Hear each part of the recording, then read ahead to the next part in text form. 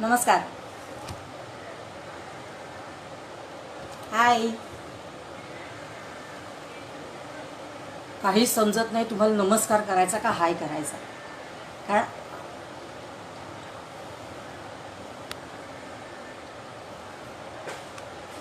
Excellent. काहीही नाही, आज फक्त गप्पा मारायच्या आहेत. मी बोलणार आहे, तुम्ही रिस्पॉन्ड करा. मी बोलणार आहे, तुम्ही रिस्पॉन्ड करा. That's it. किती जण आहात आपण? जस्ट एक हाय करून मला कळवता का?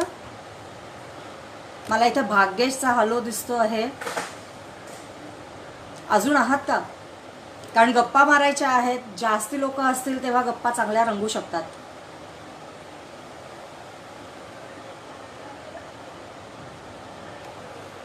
ओके, ठीक आहे. माझ्यामध्ये फक्त भाग्येशच आहे. Still then will go and continue.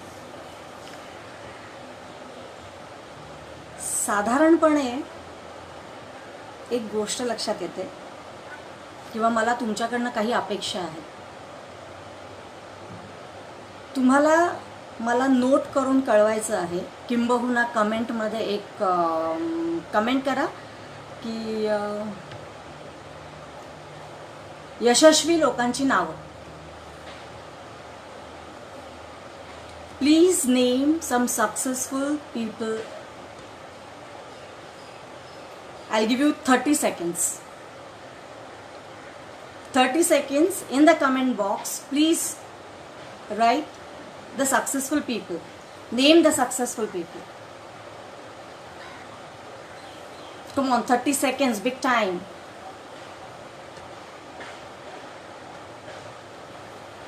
In 30 seconds, please name the successful people. यशस्वी लोकांची नावं लिहा. कमेंटमध्ये यशस्वी लोकांची नावं लिहा.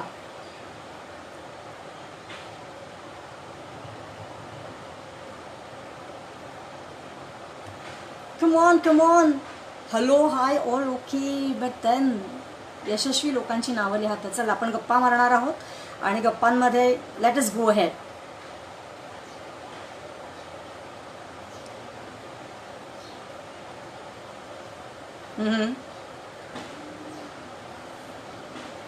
Okay, Priyanshu, good.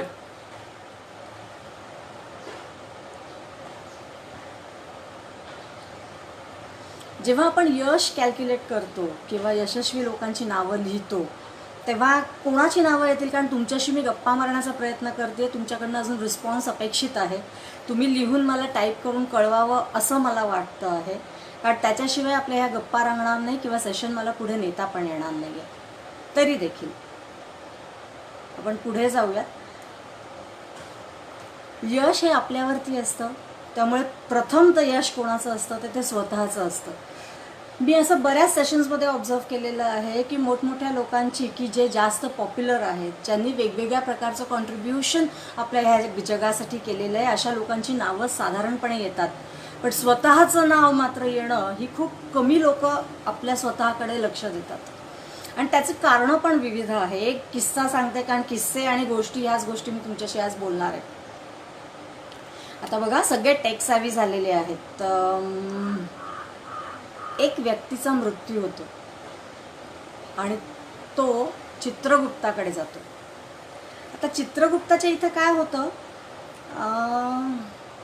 त्याला दोन प्रकारचे व्हिडिओज दाखवतात की बाबा तुझं आता अशा प्रकारे आहे की तू स्वर्गात जाणार आहे का नरकात जाणार आहेस, हे तुला तुझं ठरवायचं आहे. स्वर्गातला व्हिडिओ अतिशय सुंदर. हिमालयाचे पर्वत दिसत आहेत, तिथं बर्फाच्या राशी आहेत, तिथून नितळ पाणी दिसतं आहे. पूर्ण सृष्टी अगदी पूर्ण तिथली जी आहे ती हिरवीगार आहे.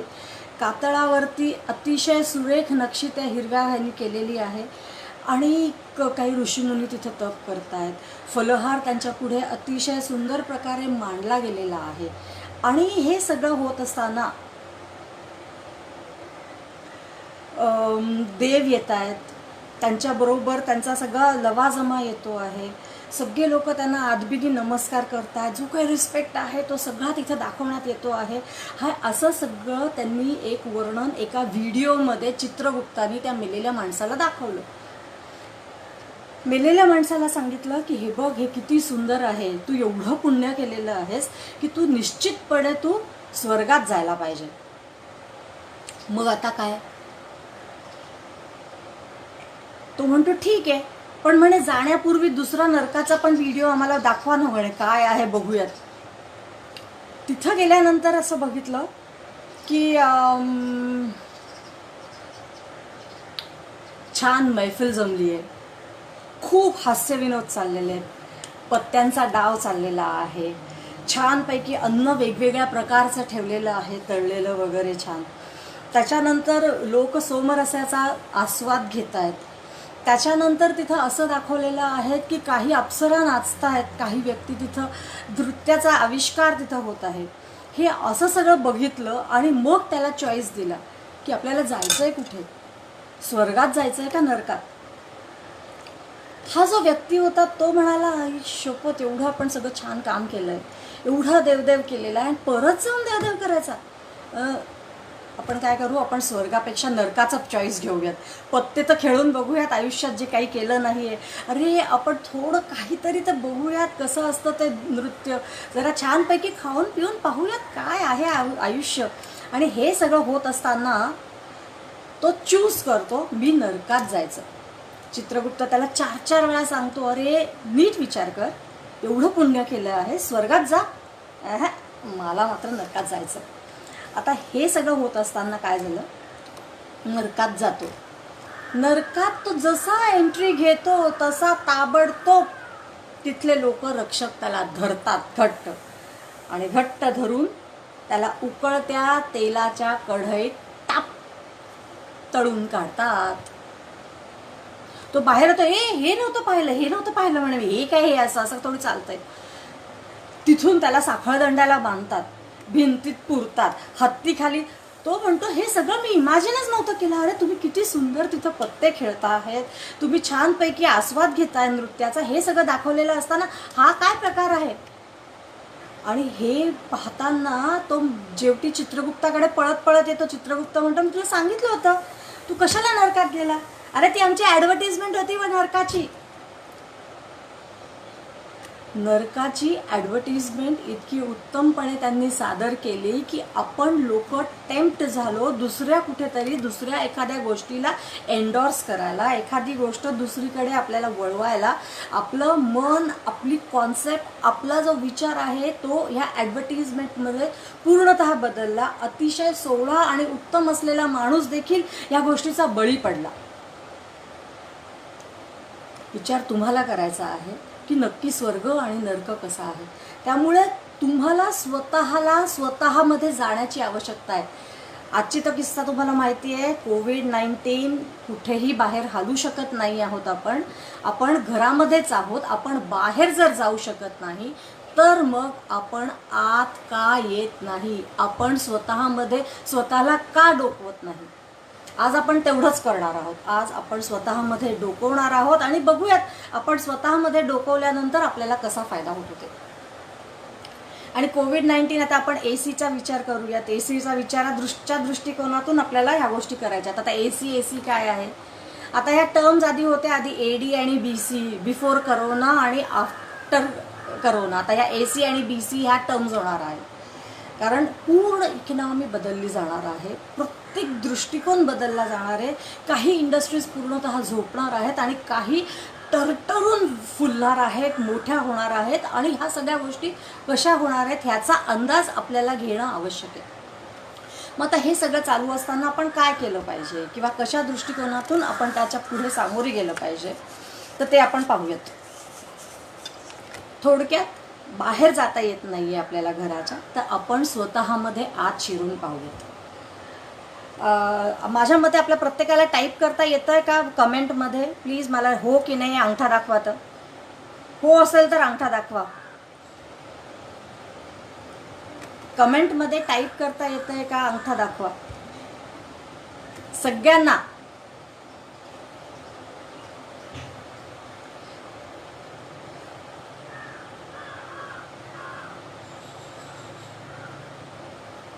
ओ हो, मला आत्ता कोणतेही आलेले नाही आहेत.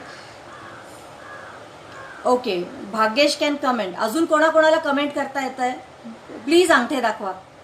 Come on, let us make it interactive. आपण नुसता अंगठा दाखवायचा आहे, नुसतं 2-4 गोष्टींच्या कमेंट्स करायच्या, जसे आपण गप्पा मारतो. त्यामुळे मलाही असं वाटेल की समोर काहीतरी नाही तर माझ्या खोलीत आजूबाजूला कोणीही नाहीये आणि मी आपले तुमच्याशी बोलतीये आणि गप्पा मारते. Come on. बरं ठीक आहे, मी गप्पाच मारते आणि एकटीच मारते. तर आपल्याला आपल्या स्वतःमध्ये जायचं आहे. मग त्याच्यासाठी काय केलं पाहिजे? ह्या गोष्टी तुम्ही कायम करत आलेला आहात, कायम होणारच आहे. फॉर एक्झाम्पल माझी केस घ्या. मी असा विचार केला की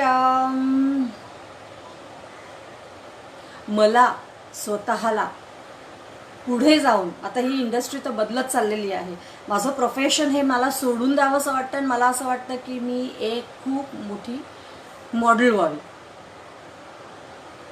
मी मॉडेलिंग करायचा विचार करते. आता हा जेव्हा थॉट माझ्या मनामध्ये येतो तेव्हा मी बघेल, अरे माझे स्ट्रेंथ्स काय आहेत. ठीक आहे, कॉन्फिडन्स आहे, बरं चाललेलं आहे, it is all going on वगैरे वगैरे वगैरे, चेहरा बिरा ठीक आहे. तुम्ही मला बघितलेलं नाही आहे ना, ओय शपथ काय जॉड आहे, अरे बापरे हाईट पाहिजे, अरे यार आजच्या मॉडेल्स काय कडक असतात, अशा प्रकारचा त्याच्यामध्ये एक विचार येतो. त्यामुळे मी मॉडेलिंग करू शकते की नाही ह्याच्या पुढे हा प्रश्नचिन्ह आहे. मग माझे वीकनेसेस काय आहेत? मग मी समजा जर वर्कआउट केलं, मी जर चांगली त्यात कॉम्पिटेटिव्हली चांगली दिसत असेल आणि पुढे जाऊ शकत असेल तर why not, it is a good choice. म्हणून मग जाण्याचा विचार करते. मग मी त्याच्यामध्ये माझे जे वीकनेसेस आहेत आणि माझे जे स्ट्रेंथ आहेत या दोन्हीही गोष्टी एकत्र आणण्याचा प्रयत्न करून त्यामधनं येणाऱ्या संध्यांची वाट बघते. थोडक्यात स्वॉट, SWOT. याच्यावरती 1-2 मिनटं मी थोडंसं बोलणार आहे, कारण स्ट्रेंथ माझे मी तुम्हाला सांगून उपयोग नाही. तर एक 30 सेकंड्सचा गॅपमध्ये मी देते. 30 सेकंड्सचा गॅप, त्याच्यामध्ये तुम्हाला तुमचे स्ट्रेंथ्स काय आहेत तेवढं फक्त सांगायचं आहे. मनातल्या मनात, स्वतःच्या मनातल्या मनात अगदी डोळे मिटून बसलात तरी चालेल आणि विचार करा की आपल्यामध्ये सगळ्यात पॉवरफुल काय आहे. आपलं शिक्षण तर आहेच, आपण जे एज्युकेशन घेतो आहे त्याचा उपयोग कसा वगैरे या सगळ्या नंतरच्या गोष्टी. But personally what is it, what best you have. तुम्ही चांगलं कम्युनिकेट करू शकताय का? तुम्ही चांगलं बोलू शकताय का? तुम्हाला गाता येतं आहे का? नाचता येतं आहे का? काय असं टॅलेंट आहे? तुम्ही शांत बसून उत्तम लिहू शकताय का?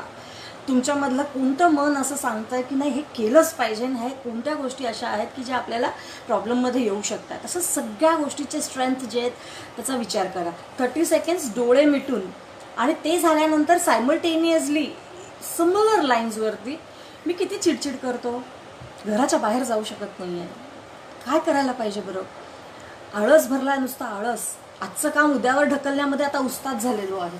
ह्या ज्या सगळ्या गोष्टी आहेत ज्या काही गोष्टी आपल्याला यश मिळवण्यापासून कुठेतरी आपल्याला थांबवत आहेत, आपल्यामध्ये काहीतरी वीकनेसेस आहेत, तसे वीकनेसचा तुम्ही विचार केला पाहिजे. त्यामुळे स्वतःला आत्ता तयार करण्यासाठी आपले स्ट्रेंथ्स आणि आपले वीकनेस हे आपल्याला माहीत असणं अत्यंत आवश्यक आहे.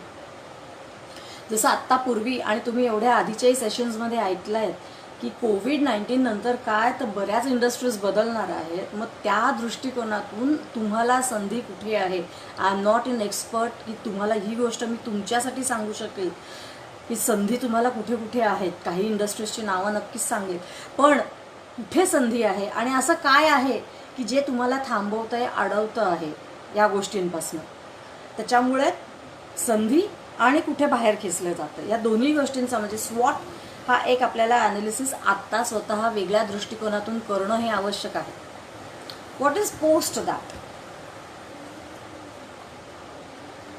काही गोष्टी काय होतं आपल्याला माहिती असतात, आय नो, मला माहिती आहे. काही गोष्टी अशा पण आहेत की ज्या तुम्हालाही माहिती आहेत माझ्याबद्दल, की माझा CV फिरलेला आहे, माझ्या प्रोफेशनल काही अचीवमेंट्स आहेत त्या तुम्हाला माहिती आहेत, त्या मला माहिती आहेत. Something that I know, something that you know. Open area, जिथं मला काय आहे हे मला माहिती आहे, तुम्हाला काय आहे हे तुम्हाला माहिती आहे. दुसरं, that is a open area. Second, I know but you don't know.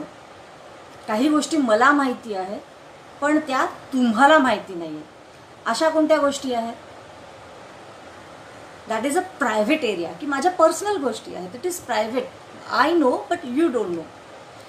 तिसरी जी गोष्ट आहे ती खूप महत्त्वाची आहे, की you know but I don't no.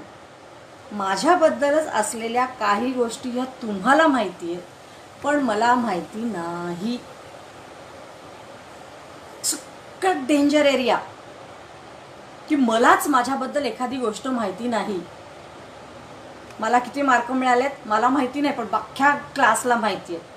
एखाद्या मिनिस्टरला पुढे जायचं आहे, मागे जायचं आहे, त्याला अचानक डच्चू मिळालेला आहे, सगळ्याच टी व्हीवरती फिरतोय, पण त्याने टी व्ही नाही पाहायला, त्यालाच नाही माहिती.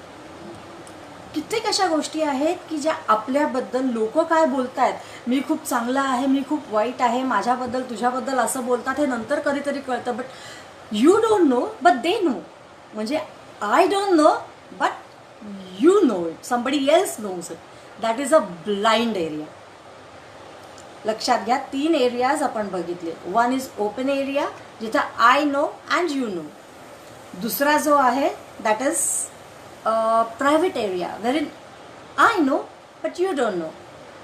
तिसरा जो आहे तो एरिया आहे blind area, where in you know but I don't no.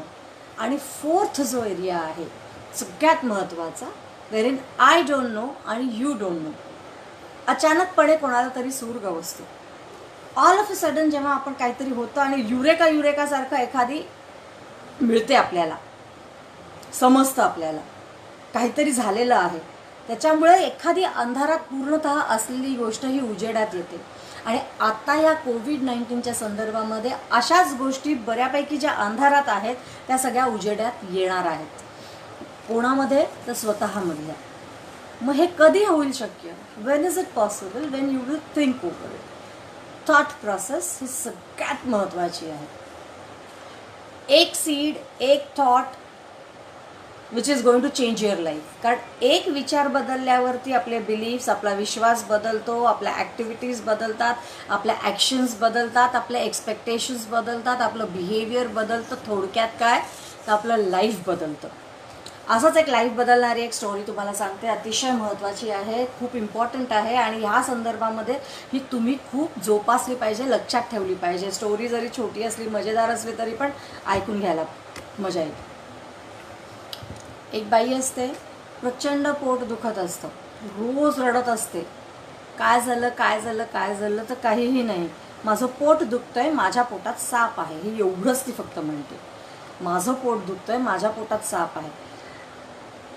घरगुती उपाय झाले, डॉक्टर्स झाले, वेगवेगळ्या वैद्य झाले, सगळे झाले, पण काही तिच्यामध्ये फरक नाही पडला. माझं पोट दुखतंय, माझ्या पोटात साप आहे. आयुष्यपत काय करणार? शेवटी तिला सगळ्या ट्रीटमेंट झाल्यावर 6 महिने तिचा हा रडगाणं ऐकल्यावरती एका सायकियाट्रिस्टकडे घेऊन गेले. तिला विचारलं की काय झालं बाबा? सायकियाट्रिस्ट म्हणे करेक्ट आहेच, तुमच्या पोटामध्ये साप, काढायलाच पाहिजे, थांबा म्हणे. ताबडतोब ऑपरेशन केलं तरच ही गोष्ट शक्य आहे. ऑपरेशन ताबडतोब त्यांनी केलं. दुसऱ्या दिवशी 8 वाजता सकाळी, आणि तिच्या पोटामधनं एक भला मोठा साप त्यांनी एका फॉर्मॅलिनमध्ये सेव्ह केलेला, प्रिझर्व केलेला आणून तिच्या पुढे दाखवला. त्या बाईपुढे सांगितलं, हा साप तुमच्या पोटातनं निघाला, 6 महिने तुम्ही हा साप पोटामध्ये धरून बसलेला होता. आता ही गोष्ट सांगितल्यावरती ती बाई आनंदित होते. ती म्हणते, पोट थांबलं का? तो हो थांबलं. तर ते सायकियाट्रिस्टने काय केलेलं आहे की तुम्हाला समजलेलंच आहे की त्यांनी एक साधारण तिला छोटासा एक ॲनेस्थेशिया दिला आणि एक तिच्या शेजारी आपलं फॉर्मॅलिनमध्ये प्रिझर्व्ड साप तिच्या पुढे आणून ठेवला. तिला तो बक्षीस दिला की हा साप तुमच्या पोटामध्ये आहे. ती बाई काय करते, ती खूप आनंद व्यक्त करते, घरात सत्यनारायणाची पूजा ठेवते. त्या सत्यनारायणाच्या पूजेला अख्ख्या गावाला बोलवते, जेवढ्यांना की मला 6 महिन्याचं दुखणं माझं बरं केलं, ह्या डॉक्टरांनी बरं केलं, आणि म्हणून ती तो साप जो आहे तो समोर ठेवते आपल्या. जसं पूजा सत्यनारायणाची मांडली आहे त्याच्या शेजारी तो साप पण ठेवलेला. येईल त्याला सांगत होते, काय करणार आहे, हा साप होता म्हणे या पोटामध्ये, तो गेला वगैरे वगैरे. छोटीशी एक भाची येते, ती म्हणते, आत्या आता हा साप होता का ग तुझ्या पोटामध्ये? ती म्हणते, हो एवढा मोठा साप होता, माझं पोट 6 महिने दुखत होतं. सगळी story blah blah blah blah blah blah blah blah blah चालू करते. आत्या हा किती दिवस होता तुझ्या पोटात? पोरगी आपली शेंबडी काय बिचारी म्हणते 6 महिने. हो, 6 महिने? का ग आत्या, 6 महिने हा साप तुझ्या पोटात होता? एवढा तुला 6 महिने त्रास दिला. आता सांग, या सापाने अंडी दिली असतील तर? अख्खच्या अख्खं चक्र परत त्या बाईच्या डोक्यामध्ये चालू होतं की पोटात सापाने अंडी दिली असतील तर काय करणार. आणि ही अंडी पिल्ली जी आहेत ही सातत्याने पोटामध्ये येत राहतात, आपल्या डोक्यामध्ये सतत असतात. त्यामुळे ती काढणं खूप आवश्यक आहे.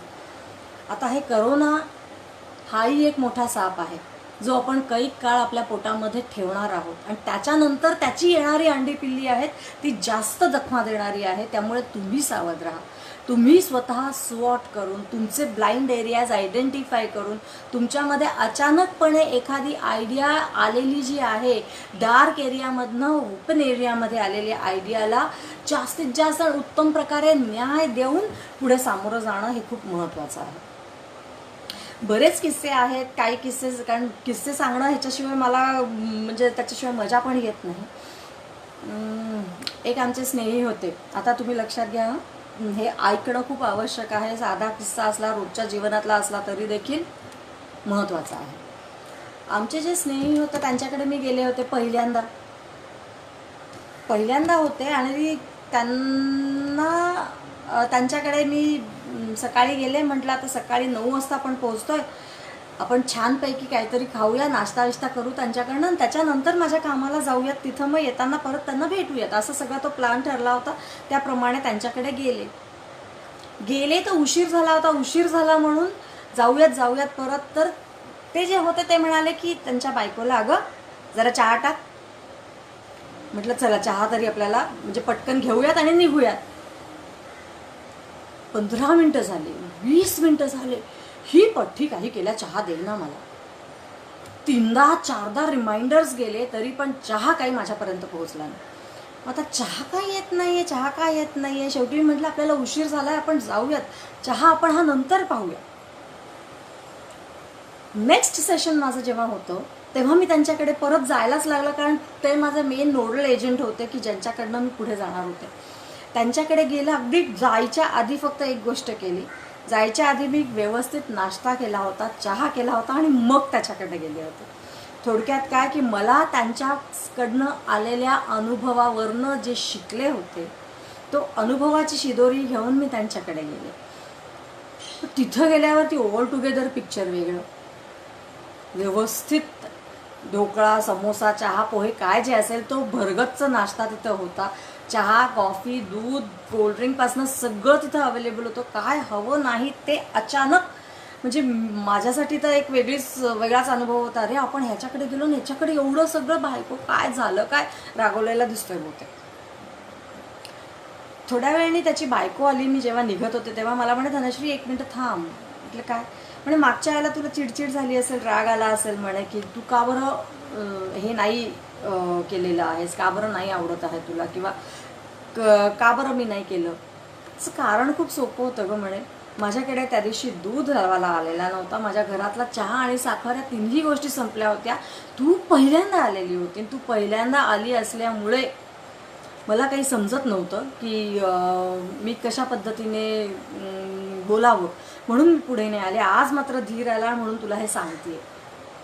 म्हणजे कारण काय, त्यांच्याकडे चहा कॉफी नव्हती. तिच्या नवऱ्याने ऑलरेडी त्यांना सांगून ठेवलेलं नव्हतं की मी येणार आहे. आणि अशा घटनांमध्ये माझा गैरसमज होणं हे अतिशय शक्य होतं. झालाच. आता नाही, आता गेले की मला जेवण खाण सगळं आयशो आराम असतो. पण त्यावेळेला जे मनामध्ये आलं ते कमीत कमी 2 महिने माझ्या मनामध्ये त्या व्यक्तीबद्दल ती भावना आली.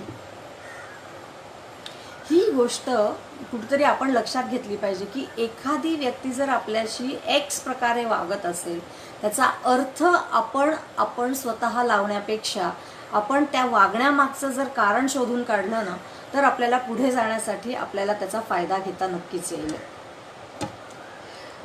आता हा जो टेकिंग एज ॲडव्हान्टेज हा जो विषय आहे, त्याच्यामध्ये एज म्हणजे कॉर्नर, कडेला आलेलं, त्याचं आपल्याला ॲडव्हान्टेज कसं घ्यायचं आहे. ते आपल्याला तिथून आपल्याला पुढे कसं जायचं आहे. तर त्याच्यासाठी एक गोष्ट सांगते, गोष्ट नाही आहे. टेनिस तुम्ही लोक खेळत असाल. टेनिसमध्ये एक प्रकार असतो की जेव्हा दोन व्यक्ती एकाच पॉईंटवरती असतात, 40 ऑल, आणि अशा वेळेला 40 ऑल म्हणून ड्यूस हा प्रकार होतो. इन दिस ड्यूसमध्ये आपल्याला 2 सलग पॉईंट्स बनवावे लागतात, one after other, back to back. जर एकच बनवला आणि दुसरा पॉईंट जर दुसऱ्याला मिळाला तर तो ड्यूस दुसऱ्याच्या बाजूने होतो आणि त्याला परत 2 पॉईंट्स कमवायला लागतात. कारण ह्याच्यामधलं श्रेष्ठत्व आपलं फक्त आपण एक बाजी मारून होत नाही, तर आपल्याला तिथं 2 बाजा मारायला लागतात एकाच वेळेला, सायमल्टेनियसली. मग हे कसं शक्य करता येतं? कारण त्याच्यासाठी आपल्याला अभ्यास करायला लागतो, त्याच्यासाठी 2-3 वेळा आपल्याला सरावामध्ये हारलेलो असतो आपण. त्याच्यामुळे पहिले ही हार पचवण्याची शक्यता आपल्याला किंवा ती ताकद आपल्याला मिळवावी लागते आणि त्याच्यानंतर मग या ड्यूस या प्रोसिजरमध्ये आपल्याला जिंकता येतं. मॅच पॉईंट्स, कितीतरी गोष्टी असतात, गेम पॉईंट्स, हे सगळे आपल्याला सरपास करून तो ड्यूस 2दा, थोडक्यात पर्सिस्टन्स, थोडक्यात सतत सस्टेन झालं पाहिजे, सातत्याने आपण हे काम केलं पाहिजे. आपण एकदा जिंकून उपयोग नाही आहे, आपल्याला दुसऱ्यांदा परत जिंकलं पाहिजे, तिसऱ्याला संधी न देता आपल्यालाच जिंकलं पाहिजे, आपल्यालाच जिंकलं पाहिजे, तेव्हाच आपण ते पुढे पुढे पुढे पुढे जातो. त्यामुळे ही जेव्हा ड्यूस सिच्युएशन असते ना, त्यावेळेला मात्र आपल्याला खूप मेहनत, काटेकोरपणे, पूर्ण मन लावून पुढे जायचं असतं. आत्ताची सिच्युएशन पण थोडीफार प्रकारे तशीच आहे. याच्यामध्ये अजून काही ज्या महत्त्वाच्या गोष्टी आहेत, त्याच्यात 2-3 बिहेवियर सांगते मी आणि थांबते.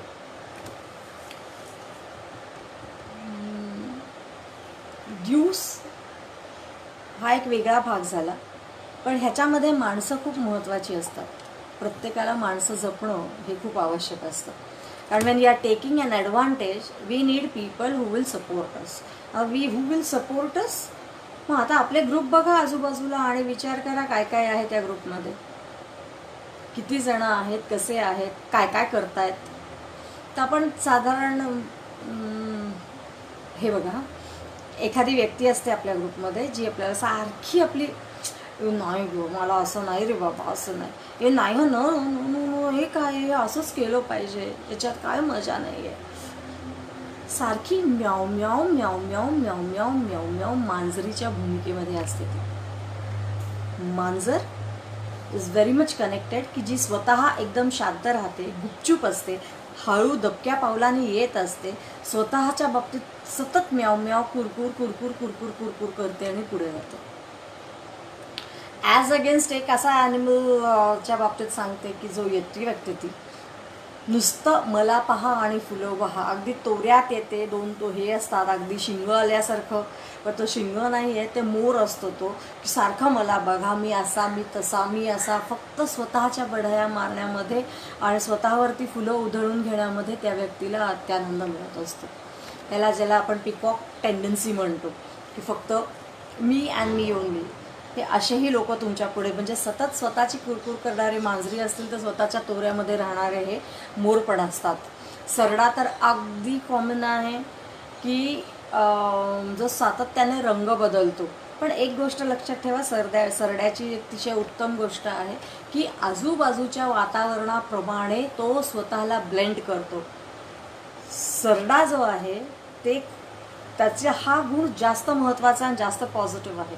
फक्त तो सतत रंग बदलतो नाही, तो आजूबाजूच्या वातावरणाशी सातत्याने समरस होतो. त्यामुळे त्याच्या इतका जिवंत राहणारा आणि त्याच्या इतका म्हणजे काय बरं सिच्युएशन ऑब्झर्व करून स्वतःमध्ये बदल आणणारा हा जो व्यक्ती आहे ना सरडा, हा खूप महत्त्वाचा आहे. आणि आपल्यालाही काही वेळेला जसं आत्ता सरडा होणं काही ठिकाणी आवश्यक आहे.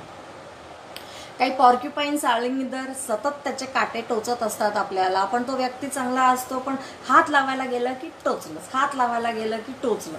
तर त्यामुळे तशा पॉर्क्युपाईन्स वगैरे जे आहेत तसे त्या लोकांपासून थोडंसं आपल्याला सावध राहायला पाहिजे. हिप्पोपॉटमस सारखा एक बघा असा चांगला जाडजूड व्यक्ती असतो, नुसता डब्ब, काहीही करत नसतो, नुसता बसलेला असतो. पण लक्षात ठेवा, की तो हिप्पोपॉटमस माणसांपेक्षा पण जोरात पळतो. वेळ आली तर तो हिप्पोपॉटमसच पुढे जातो आणि आपण आपल्यासारखे लोकही मागे राहतात. सगळ्यात महत्त्वाचा अजून आहे तो बटरफ्लाय.